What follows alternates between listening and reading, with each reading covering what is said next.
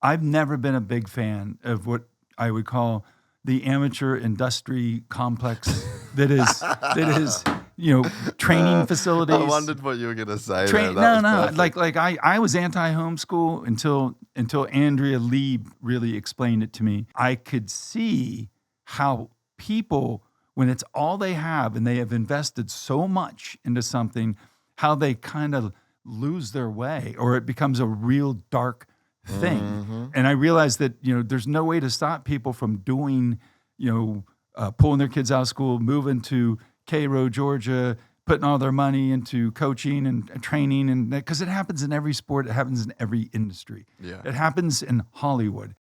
I met a gypsy.